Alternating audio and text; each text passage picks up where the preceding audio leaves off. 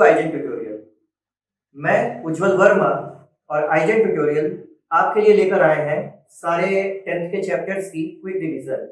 और इस quick revision की सीरीज में जो पहला चैप्टर है वो है रियल नंबर। हम लोग जल्दी से इस चैप्टर के कॉन्सेप्ट पे नजर डालेंगे, पहले एक कॉन्सेप्ट मैप के थ्रू और फिर कुछ इंपॉर्टेंट डेफिनेशंस के थ्रू कि आखिरकार क्या इस चैप्टर में बताया गया है हमें।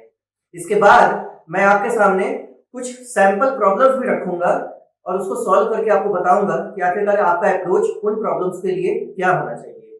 तो सबसे पहले हम लोग चलते हैं मेन कॉन्सेप्ट्स के थ्रू। यहां पर देखिएगा अगर आप, तो मैंने एक कॉन्सेप्ट मैप बनाया है छोटा सा, जिसमें मैंने सारे नंबर्स के बारे में बताया है आपको। नंबर्स कितने तरह के होते हैं, तो अगर आप नजर डालिएगा इस पे, तो सबसे पहले यहां पे लिखा है रियल नंबर, यानी जो कोई भी नंबर आप पढ़ते हो वो रियल नंबर की कैटेगरी में आता है। अब रियल नंबर, अभी हम लोग आगे डेफिनेशन में देखेंगे। रियल नंबर के भी दो पार्ट हैं, एक है रैशनल और एक है इररेशनल। रैशनल नंबर को फिर आगे दो कैटेगरी में डिवाइड किया गया है, one is integer and other is fractions. Integer भी दो तरह के होते हैं, एक होल नंबर जो जिसमें कि सारे पॉजिटिव नंबर्स आ जाते हैं, एंड एक नेगेटिव इंटीजर्स जिसमें कि सारे नेगेटिव नंबर्स आ जाते हैं। आगे अगर हम फ्रैक्शंस को डिस्ट्रीब्यूट करना चाहेंगे, then it can also be categorized into two category, one is proper and other is improper. What is proper fraction? Proper fraction अगर आपको याद होगा, ऐसा फ्रैक्शन जिसका न्यूमरेटर छोटा होता है और डिनोमिनेटर बड़ा होता है। Means for example 4/7, 3/8, 9/11 and so on. Improper fraction क्या होता है?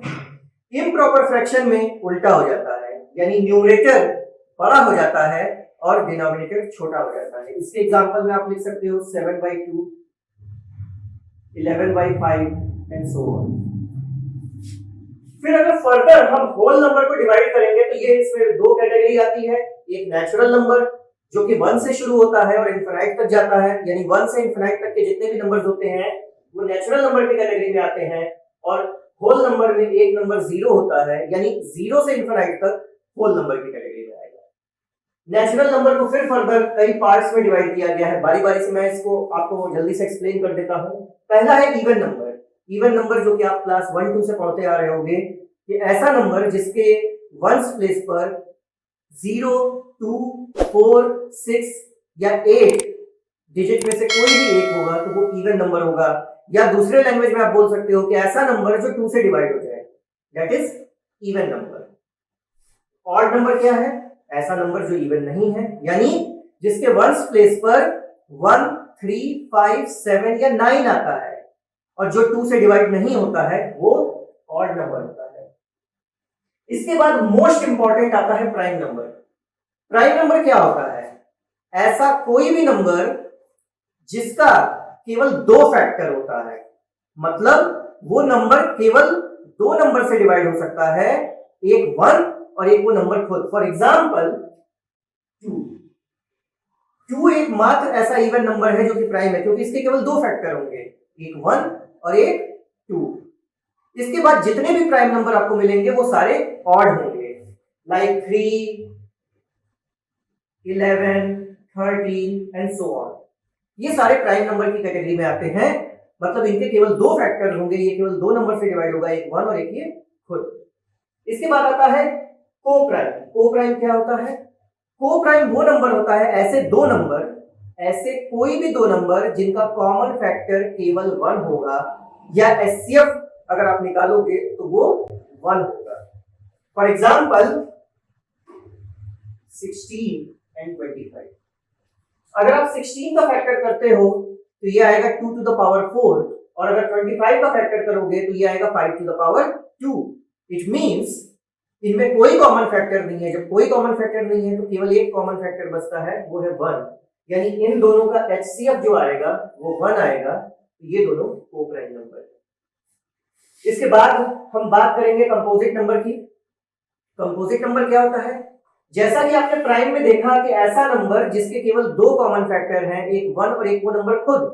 कंपोजिट नंबर में जब 2 से ज्यादा फैक्टर होते हैं तो उसको हम कंपोजिट नंबर बोलते हैं ऐसे नंबर को। फॉर एग्जांपल 4, 25, 36 ये सारे ऐसे नंबर हैं जिनके 2 से ज्यादा फैक्टर है, मतलब एक 1 और एक ये नंबर खुद तो होगा ही, इसके अलावा अब जैसे 4 को अगर आप देखिएगा तो ये 2 से भी डिवाइड हो जाएगा, 25 को देखिएगा तो ये 5 से भी डिवाइड हो जाएगा 1 और 25 के अलावा, ये आपका 2, 3, 4, 6 बहुत सारे नंबर से डिवाइड हो जाएगा।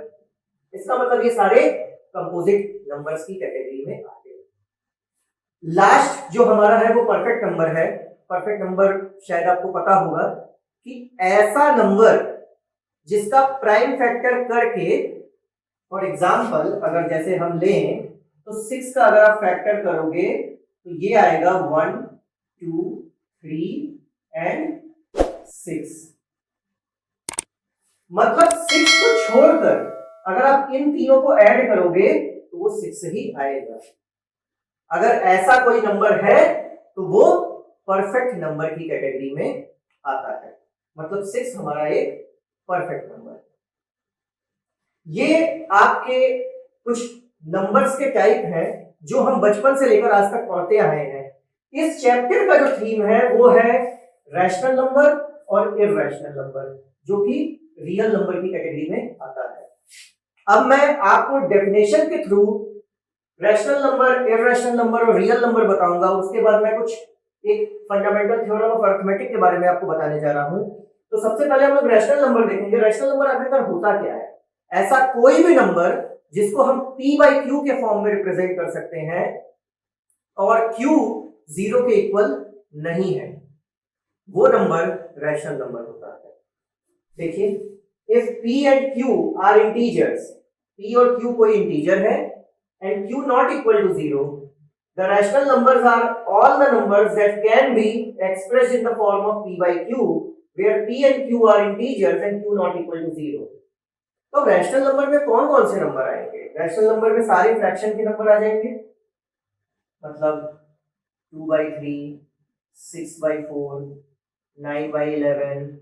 और what about natural and whole number? अगर आप मान लीजिए 5 लिख रहे हो तो क्या ये रैशनल नंबर है? ये बिल्कुल रैशनल नंबर है, क्योंकि आप 5/1 लिख सकते हो। अगर आप कोई इंटीजर लिख रहे हो, मान लो आपने लिखा -7, क्या ये रैशनल नंबर है? Definitely it is an rational number, क्योंकि आप इसको -7/1 लिख सकते हो। तो फ्रैक्शन में ये सारे नंबर्स आ जाएंगे। इसके बाद होता है टर्मिनेटिंग डेसिमल नंबर, ऐसा डेसिमल नंबर जो टर्मिनेट हो जाए।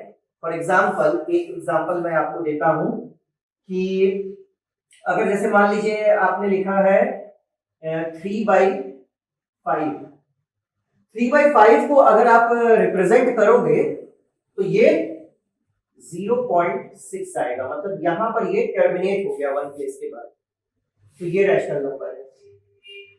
इसी तरह से बहुत सारे एग्जांपल्स हो सकते हैं जिनको अगर हम डेसिमल के फॉर्म में कन्वर्ट करते हैं तो वो टर्मिनेट हो जाएंगे, यानी उनका आगे डेसिमल बढ़ेगा नहीं, वहीं पे रुक जाएगा, रिमाइंडर 0 हो जाएगा। दूसरा होता है नॉन टर्मिनेटिंग रिपीटिंग डेसिमल। इसके एग्जांपल में क्या आ जाएगा? बहुत सारे ऐसे भी नंबर होते हैं जो कि टर्मिनेट नहीं होते हैं, लेकिन फिर भी उनको हम p/q फॉर्म में लिख सकते हैं। इसके एग्जांपल में आप देख सकते हो 0.333 so on, 0.52, 52, 52 and so on। इस तरह के डेसिमल रिप्रेजेंटेशन को आपने मतलब p/q फॉर्म में किया होगा क्लास 9th में, और देखा होगा कि इसको आप x मानकर p/q फॉर्म में रिप्रेजेंट कर सकते हो। तो ये सारे आपके नंबर्स रैशनल नंबर की कैटेगरी में आएंगे। तो रैशनल नंबर क्या हो गया?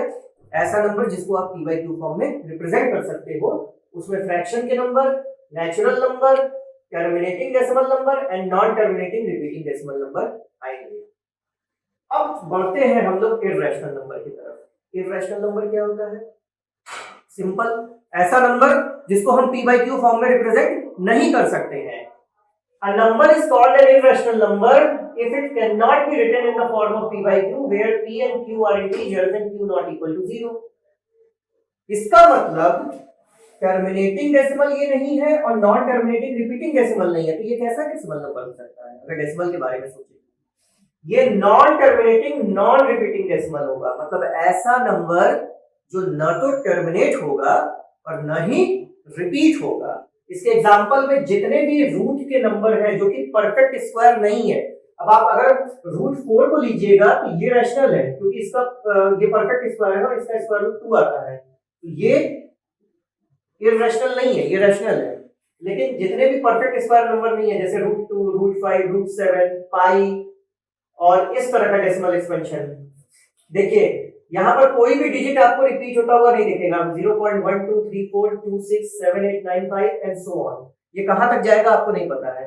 यह इस तरह का डेसिमल एक्सपेंशन 3.40 400 4000 410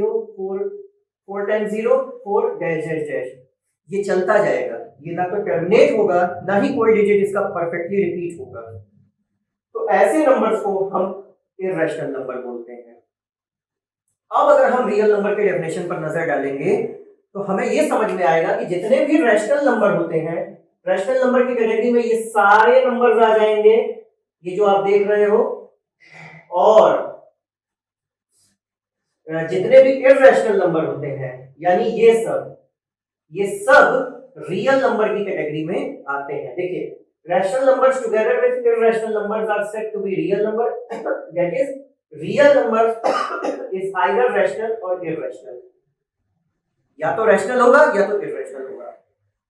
अगर आपको किसी ने बताया होगा तो रियल नंबर की एक और पहचान होती है कि it can be expressed on number line.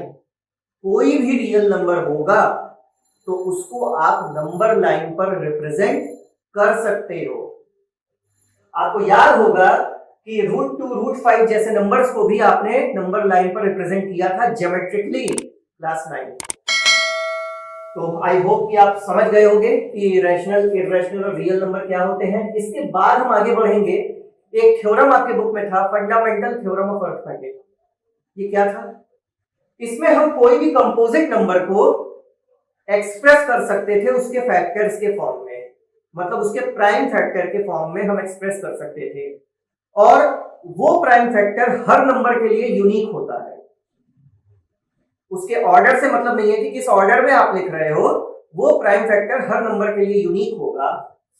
अगर आप पहला पॉइंट इसका देखो तो every composite number can be expressed और factorized as a product of primes and this factorization is unique apart from the order in which they occur. For example अगर मैं लूं तो जैसे कि अगर मान लीजिए 210 हम लेते हैं, तो इसका अगर आप प्राइम फैक्टर करोगे तो क्या आएगा? 2 into 3 into 2 3 is 6 7 is 42 into 5।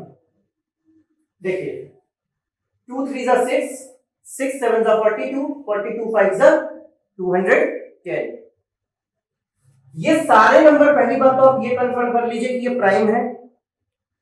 और जरूर अब ये जैसे 210 का प्राइम फैक्टर ये हुआ, अगर आप किसी दूसरे नंबर का लोगे, मान लो 36 का लोगे, इसका दूसरा आएगा 2 into 2 into 3 into 3, ये अलग अलग होता है।